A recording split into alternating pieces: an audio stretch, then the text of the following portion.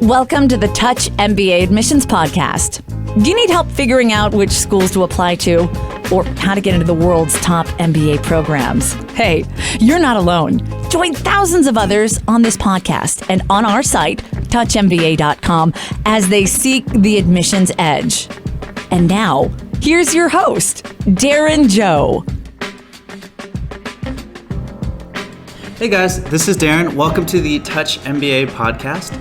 This week I had a good friend and old colleague on the show. That's Professor Gregor Halff from Singapore Management University to discuss the life of a business school professor. I think faculty is often an overlooked part of the B school application process. And I just wanted to give you guys a better idea of what professors do, what their lives are like, what they're looking for from MBA students, so you know how faculty can influence your MBA experience. So I really enjoyed this episode and hope you do too. At Touch MBA, we specialize in school selection help, helping you figure out which schools could potentially fit you best, which schools you'd be competitive at, and we also give you some pointers on how you could brush up your profile before applying. Go check that out. That's free school selection help at touchmba.com.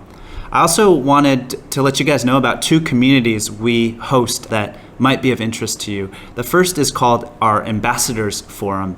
And the idea here is to give you real MBA student insights, to go past the brochures and past the marketing pitches and give you real-time, on-the-ground account of what's going on at top business schools. So we're lucky to have quote-unquote alumni, so Touch MBA listeners such as yourself, that have volunteered to share their experiences and to answer your questions about what business schools are really like. So we're really excited about this forum. You can check it out at ambassadors.touchmba.com. Our second community is a paid admissions course and forum. We call it the Admissions Edge. And basically the idea is to give you all the tips and tricks that admissions consultants use to help applicants without you having to pay thousands and thousands of dollars. So it's an online video course, but it's also a forum where you can ask me any questions you have about your application, or if you're not sure what to do in this situation, what things you should be thinking about. It's I think a very useful forum, especially if you need an extra pair of eyes on your application, an objective outside perspective on what you can do to improve your chances. So go check that out at touchmba.com/course. And now on to my conversation with Professor Gregor Halff.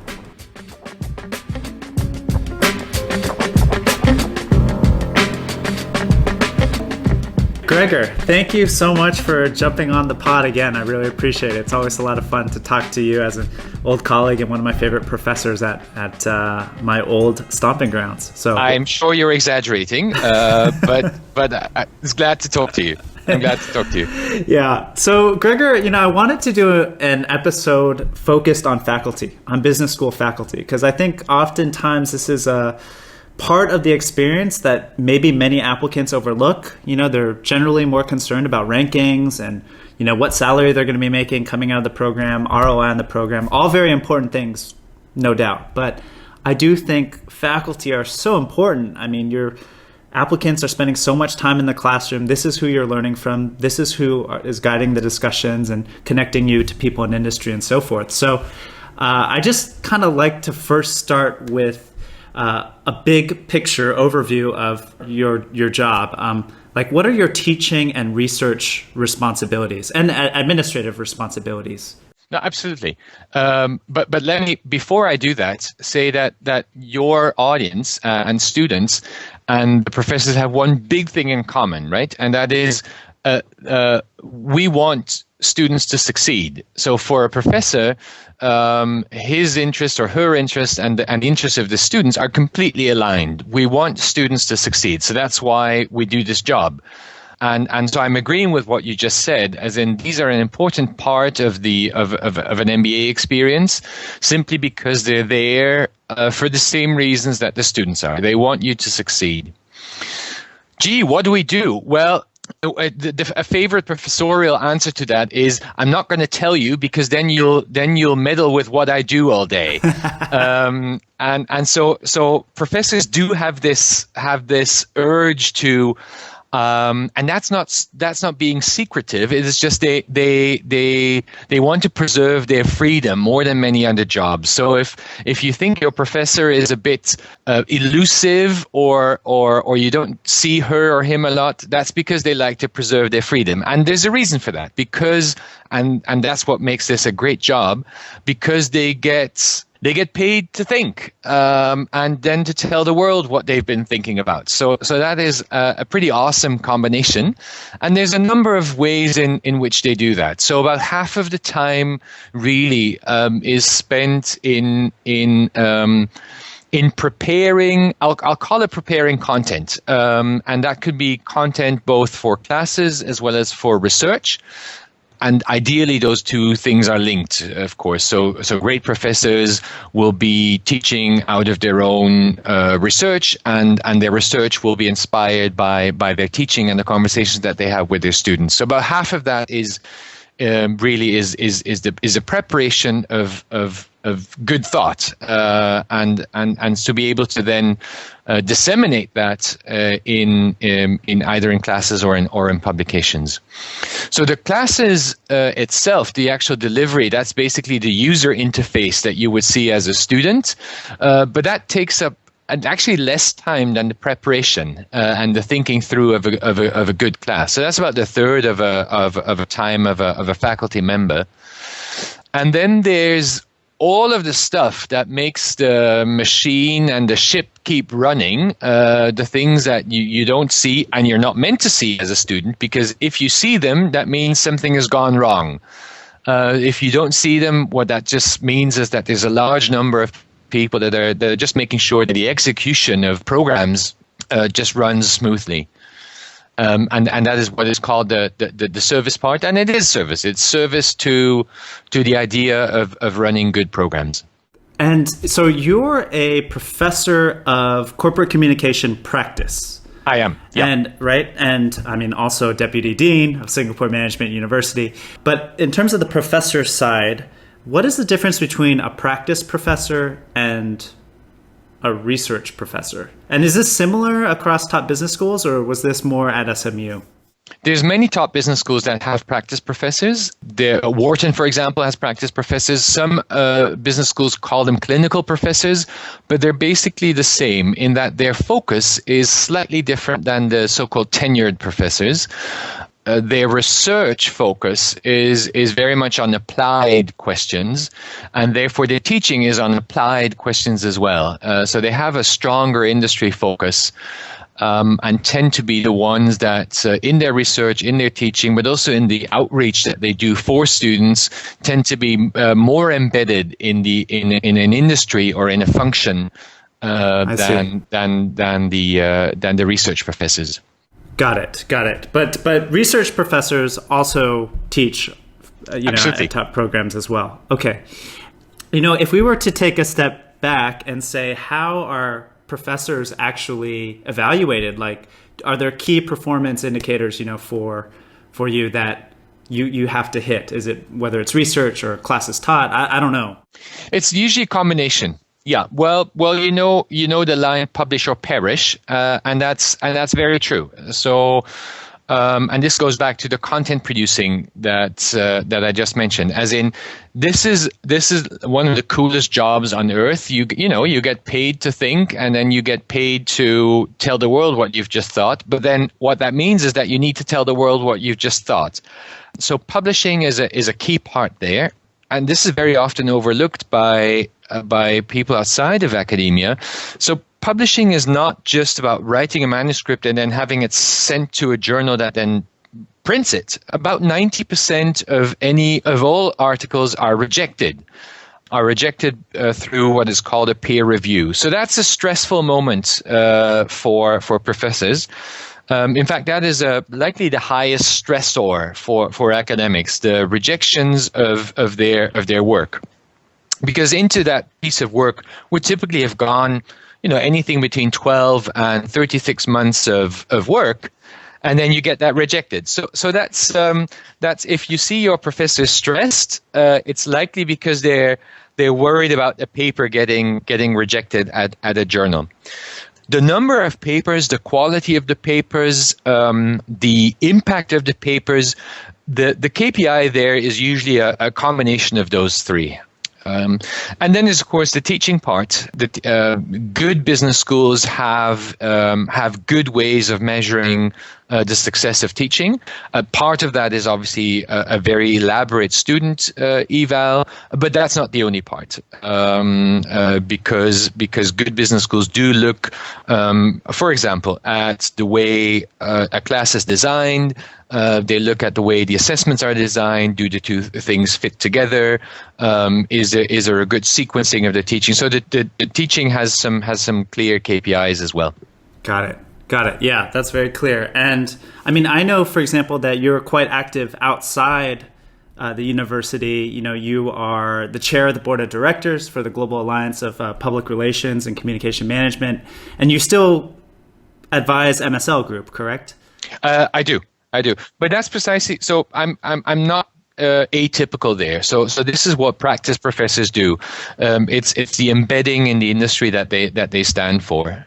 Yeah, so I mean, because I think that's of interest to many applicants, right? Wanting to know what companies professors are working with, or what projects they're working on outside of school as well.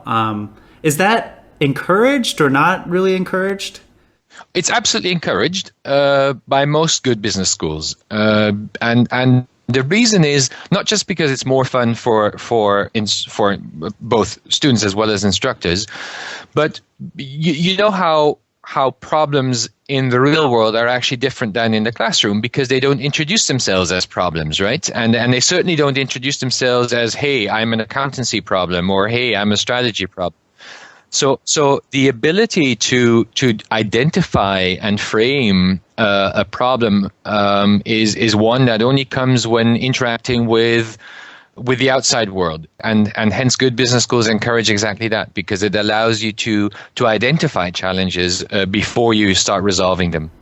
Yeah, and is that kind of what do you love most about your job? But what I love most about my job is that there's not a day in which I don't have a meaningful conversation. And this can be with students, it can be with my doctoral candidates, or with colleagues. So there's always at least one conversation a day where I think, gee, I just learned something new. And that's just a fantastic feeling to work with.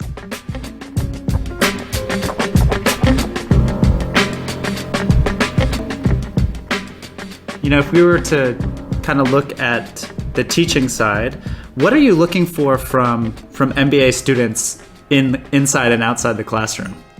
Well, other than the obvious ones, right? As in, you need some academic prowess, you need some curiosity. Sometimes you just need to eat your spinach. As in, yeah, of course, doing quant methods on Excel is not always fun. So I'm assuming you don't mean that stuff, right? Yeah. What I enjoy a lot is when we have a class where there's real diversity of experience, where people have had completely different challenges in their lives and in their jobs, and because of that they come to different conclusions about the same thing. And again, those are the situations where I, as an instructor, have moments where I think, gosh, I just learned something new from this lady, because she's been in a situation nobody has ever else been in. My task as an instructor becomes being able to orchestrate that, and being able to create a classroom setting in which these conversations are possible, and then we see joint patterns, and we tie that back to whatever theory is available. I miss attending your sample classes back at SMU. Well, thank you. You can always rejoin us. Yeah. Yeah. But what if we flipped the question and said that, what should our listeners as MBA applicants look for from professors and from faculty, right, when they're looking at business schools? Because, again, that time in the classroom is such a big part of the experience. That's a very good question. And I'll make it a bit more difficult by saying the things that they should be looking for, you actually can't tell if you see an instructor for the first time, and not even after their second conversation. But usually only when you see that person teaching. So, but here's what I think is important. I think an intellectual curiosity is important, as in making sure that your instructors are intellectually curious and not just in their own field. And the other thing is that they genuinely care about where you want to go, that they genuinely care about you as a student. Now, that does not mean that they're going to do you favors, or that they're always going to give you, or that they're going to give you slack. It usually means the opposite, that they're not giving you slack because they care about where you're going to go. So genuine caring for their pedagogical mandate, I think that's an important thing to look out for. Yeah, you're right. It is hard to tell that, though, isn't it? It is. It is hard to tell, and the best source of that is actually asking former students. Yes. Yeah, I agree. It's it would be really difficult, but I would find it interesting if more business schools could kind of release the information that they collect after every class, right? Like we did. I know that's a really touchy subject, but it is a touchy subject. But for some way, right? For, I don't know, whatever it is, some way for applicants to get a better preview of what to expect on that side. I'm getting the vibe currently, and this is easier now than even 5 years ago, that the exchange between juniors and seniors, or between prospective students and alums, for example, is so much easier on WhatsApp groups That's true. than it was even 5 years ago. And while that may not be complete information, it's certainly very often sufficient to make an informed decision if you choose a business school. Absolutely. No, that's great advice. And do professors ever help the students with like introducing them to people in industry, or all the time? Yeah. How does that work? Because I think some applicants might not know so much about this. So this happens all the time, but it is not as if there's a bus in which you can just hop on, right? So there's very often a diligent process of matchmaking. Because if you ask most MBA students in the world, they all want to have that strategic consultant job at McKinsey or fill in any of the other four. Now, of course, that's not going to work, not just because there's not that many jobs in those companies, but because some people are just genuinely better equipped to do other things. So we as professors have basically two sides, both asking to make those connections. So it's not just an ask from students; it's also very often an ask from companies, and we need to make sure that we basically do. It's like some proper Tinder matching, so that we basically do some good matchmaking before we connect those, and that's. And for that, one needs to, as an instructor, care enough. Otherwise, you can just send. Everybody who wants to go and work at LinkedIn, of course I can tell you who to contact on LinkedIn, but that's not going to help, right? So that diligent process is possible if you invest some time and if you truly care about that right match, and that's what professors do. And both sides typically trust professors, because for professors, while they have skin in the game in this, they don't have an own agenda, right? So they're actually completely neutral in these things, and that's precisely why companies trust them. And do sometimes companies actually approach professors to consult with them, for example, or is that usually done through the school? That differs from professor to professor. So in my case, yes, I do do some consulting. Usually I do that not so much for the revenue. In fact, I usually don't take any consulting fees, but just to make sure that I still on the ball of what are prevalent problems in the industry that I work with or for. And that there too, the benefit to companies is the independence of a professor, right? So I will be as blunt as I want to be when I work with companies, because there's no reason for me to hope for a retainer or for follow-up business. Right. And I mean, kind of a little bit veering back to where we were before, in terms of like how promotion works, like at a business school, are many professors, for example, like trying to, like, they have target business schools in mind, and then, you know, you're trying to get to those elite business schools? Because I've noticed that lots of professors teach at maybe 3 or 4 business schools over the course of their career and maintain those relationships. And I'm wondering kind of like why that works and how that works. Wow, I wish I had the answer to that. But I actually think that the amount of movement between business schools is far less than in many other industries. And I think this just has to do with the fact that yes, instructors or faculty are very often independent-minded. They don't that much care about the organization that they work in, as long as that organization gives them the independence to pursue what they want to do. Work on problems that they consider to be attractive or wicked enough to work on, students that are curious enough to work with, and that just keeps them happy. So there's not that much movement. The movement that you see is very often because, particularly for senior ranks, professors are being approached by business schools and asked to join to join a new school. Got it. And I mean, could I ask you just personally, like as someone who was, former managing partner at Publicis in Europe and, got his PhD in Europe, like why you chose to be in Singapore and at SMU?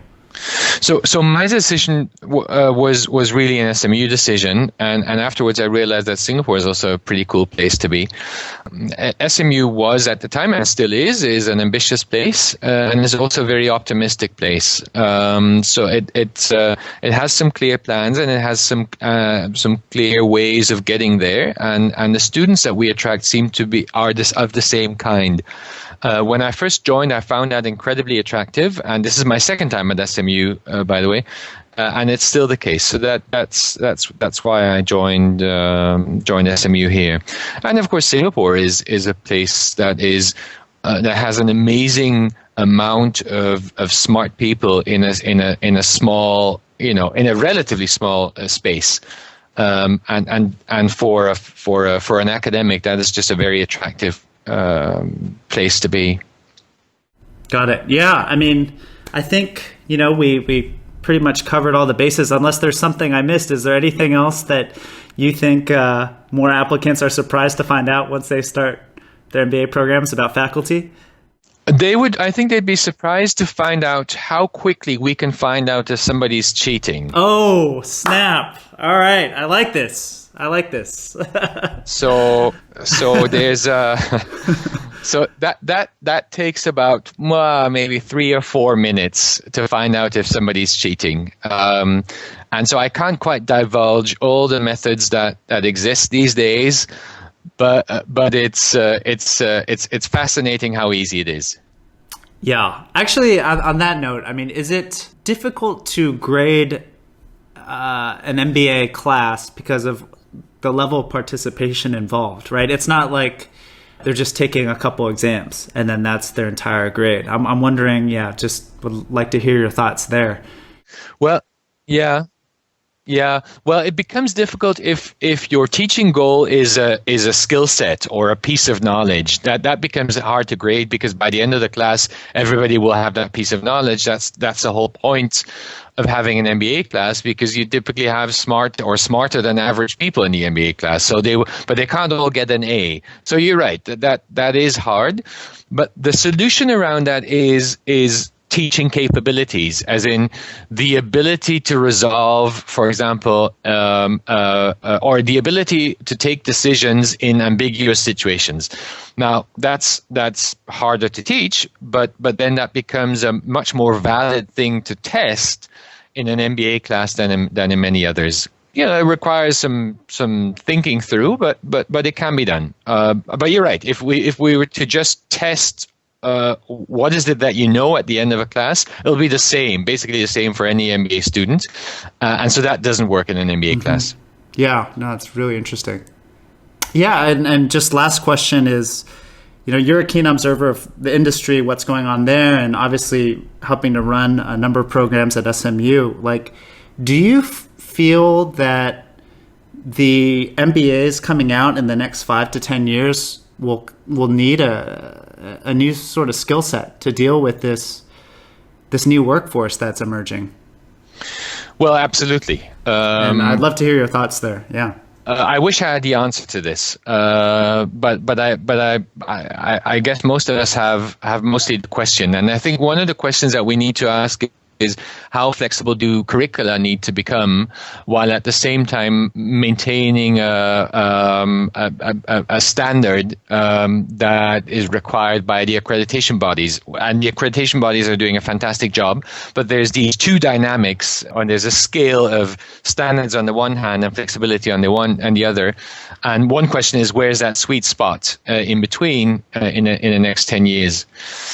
The other question likely is, where's the sweet spot between experiential learning and knowledge-based learning? And the third sweet spot is likely what is the right combination between tech-enhanced learning and classroom learning? But sorry to be throwing 3 questions back at you, but I think those are the ones that are among the ones that we need to start asking. Yeah, absolutely. Well, Gregor, thank you so much for your time and just sharing some of your experience with us. Thank you. Cool. Thanks, Darren.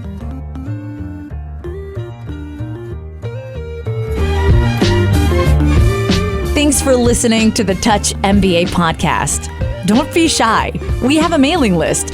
Go to touchmba.com and get yourself signed up. And we'll keep you posted with the best tips and insider interviews on how to get into your #1 school. You can also find us on Twitter and Facebook at Touch MBA. See you soon.